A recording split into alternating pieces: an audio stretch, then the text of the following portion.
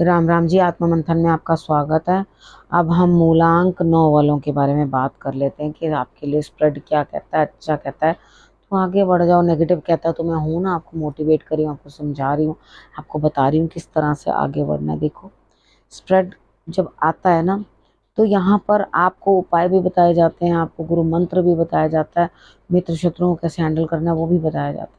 तो आपने करना क्या है, सिर्फ चीज़ों को अंडरस्टैंड कर लेना। जब सब चीज़ तो मैं आपको करके दे रही हूँ, ठीक है, पूरे हफ्ते के लिए आपको सचेत कर रही हूँ क्या क्या है क्या क्या नहीं है, तो आपको उसको अंडरस्टैंड कर लेना, उसी अकॉर्डिंग आपने जो है चलना है, ठीक है। अब यहाँ पर आप लकी विनर भी चुने जा सकते हो, प्रश्न भी भेज सकते हो अपना। उसको भेजने का तरीका क्या है, सब्सक्राइब करना है, उसके बाद लाइक करना है, कमेंट करना है और कमेंट्स करते रहना है, तभी प्रश्न भेजना है अपना।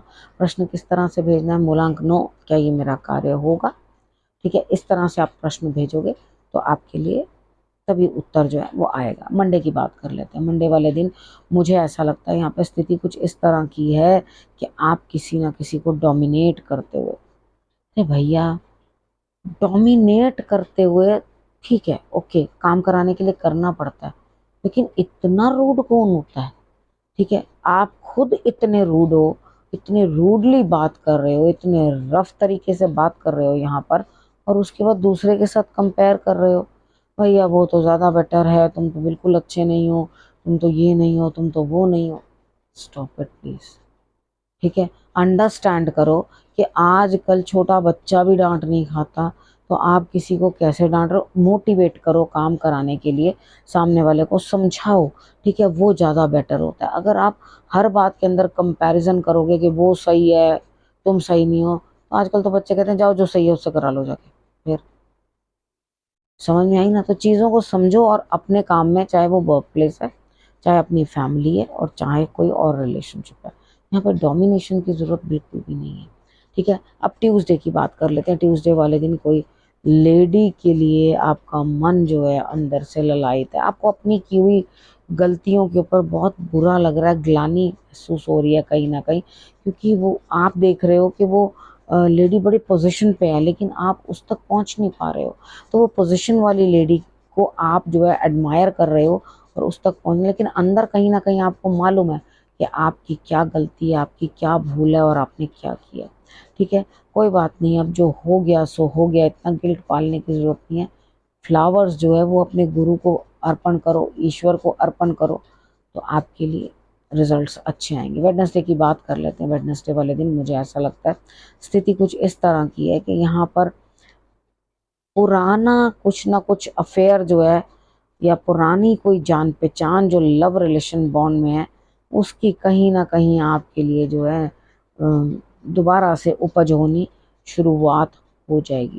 देखो, एक सबसे बड़ी बात मैं आपको बताऊं, हमेशा पुरानी चीजें लाकर हम नई चीजों में फिट नहीं कर सकते, ठीक है ना। कई बार क्या होता है, ओल्ड इज गोल्ड होता है, लेकिन every time it is not gold, everything that glitters is not gold at all, ठीक है। तो ये चीज़ आपको ध्यान रखना है। हो सकता है दूर की चमक हो, यहाँ इमोशंस बहुत स्टक है, साथ भी चाह रहे हो, ठीक है, लेकिन यहाँ पर क्या चीज़ है, वो आपकी सेहत के लिए हानिकारक है, ठीक है। तो यहाँ पे चीज़ों को अंडरस्टैंड करो, नहीं तो दिमाग जो है हमेशा पास्ट में घूमता रहेगा, आगे आप चल नहीं पाओगे। थर्सडे की बात कर लेते हैं। थर्सडे वाले दिन मुझे ऐसा लगता है बड़ों का सम्मान करना बड़ा ज़रूरी है, उनकी इज्जत करनी बड़ी ज़रूरी है, और पॉसिबिलिटी है किसी ना किसी की आपके पास कोई सीनियर आए, बच्चे आए, जिनकी आपको सेवा करनी पड़े और मदद करनी पड़े, ठीक है। यहाँ पर आपके लिए जो है संभावनाएं बनती हैं, ठीक है, कि आप सबकी सेवा करते हुए दिखते हो। देखो, अपने इष्ट को भी, अपने गुरु को भी आप जो है पुष्प अर्पण करना, वो आपके लिए बहुत अच्छी बात रहेगी।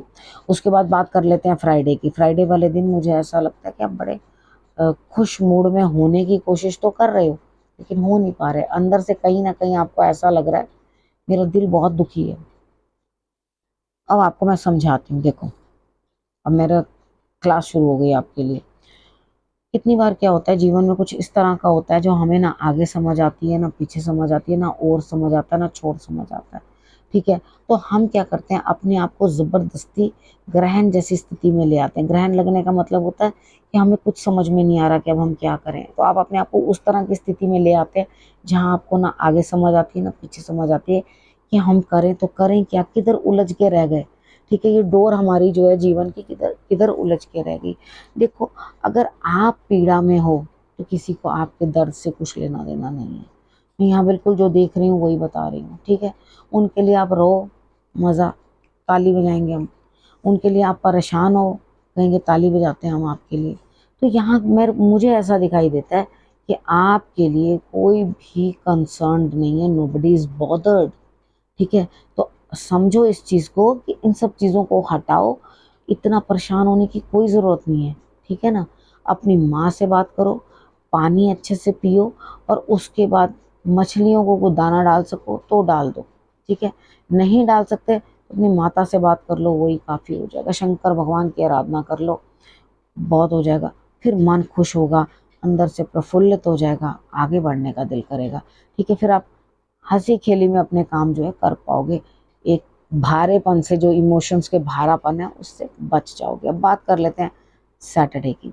सैटरडे वाले दिन मुझे ऐसा लगता है कि आप एक जगह तो कुछ अचीवमेंट कर चुके हो, लेकिन आप दूसरी जगह अचीवमेंट करने में या कुछ सीखने में हिचक रहे हो। ठीक है, यहाँ अपना धन किसी के साथ देने में या किसी के लिए शेयर करने में आप थोड़े हिचकिचा रहे हो। तो यहाँ पर आपके लिए स्थिति किस तरह की बनती हुई दिखाई देती है, आप अंदर से असल में किसी से 1 रुपया भी शेयर करना नहीं चाहते। कोई दिक्कत नहीं है, जब आप पैसा ही नहीं निकालोगे जेब से तो ना तो आप कुछ सीख पाओगे और नया कुछ कर पाओगे। तो एक ही से संतुष्ट रहो ना, अर्थात जो काम कर रहे हो उसी में संतुष्ट रहो। ज़रूरत क्या है फिर दूर की कौड़ियाँ निकाल निकाल के लाने की, क्योंकि बिना पैसे के तो कुछ भी नहीं होता। समझ में आई। अब बात कर लेते हैं संडे की। संडे वाले दिन लगता है बच्चे के लिए कुछ ना कुछ करते हुए दिखाते। देखो, जीवन ऐसा ही है, हम कितनी बार बच्चों की जिद्दों के साथ भी कॉम्प्रोमाइज़ कर लेते हैं। उनके साथ जुड़े हुए कोई काम होते हैं, वो ज़बरदस्ती की जिद्दें करते हैं, वो भी हमें उनकी पूरी करनी पड़ती हैं। हमें समझौता करना ही पड़ता है, हम कुछ कर नहीं सकते। तो यहाँ पे समझौता कर लेना ही आपके लिए बहुत बेहतर है। ठीक है, अब हम बात कर लेते हैं गुरु मंत्र की। देखो, गुरु मंत्र में अंदर से आपको मालूम है, अंदर से कॉन्शियस जानती है कि सब कुछ ईश्वर के हाथ में है, जो करता है सब परमात्मा ही करता है। इतना सब कुछ जानने के बाद भी अपने आप को पीछे क्यों खींच के रखा हुआ है? अर्थात आपको मालूम है कि भाई सब कुछ परमात्मा कर रहा है, उसके बाद आप फिर भी पीछे हाथ ऐसे करके कि भाई मैंने तो कुछ नहीं करना। ठीक है, परमात्मा हमें रास्ता दिखाते हैं। होता क्या है, कितनी बारी कुछ डोर्स हमारे लिए नहीं होते, हम लोग सब डोर्स को बैंग करते हैं। वो डोर्स हमारे लिए नहीं होते तो वो हमारे मुंह पे नहीं खोलते हैं। जो डोर एक्चुअली हमारे लिए होगा ना, वो ही खुलेगा। उसके बीच रास्ते में आपको रोकने वाले कई लोग आएंगे, टोकने वाले कई लोग आएंगे, उस रास्ते से हटाने वाले कई लोग आएंगे। तो वो आपके वेल विशर्स हैं, आपके एनिमीज नहीं। अगर आपको ये चीज़ समझ में नहीं आती तो वो प्रॉब्लम आपकी है। फिर भी मैंने आपको बहुत अच्छे से समझाया सब चीज़ें। देखो, हिम्मत करो और आगे आकर जो गलती की है उसको एक्सेप्ट करो और उस चीज़ को लेने की कोशिश करो। शायद क्षमा करने वाला आपको क्षमा कर दे, लेकिन हम किसी को फोर्स नहीं कर सकते कि भाई हमें क्षमा करो ही करो। ठीक है ना, तो यहाँ पर उसकी अपनी मर्जी है, कंप्लीटली उसकी अपना डिसीजन है कि वो हमें क्षमा करे या ना करे। ठीक है, अब करना क्या रखना है, अपना और अपनों का बहुत अच्छे से ध्यान, और अगले हफ्ते मेरे आने का करना है इंतज़ार। तब तक के लिए नमस्कार।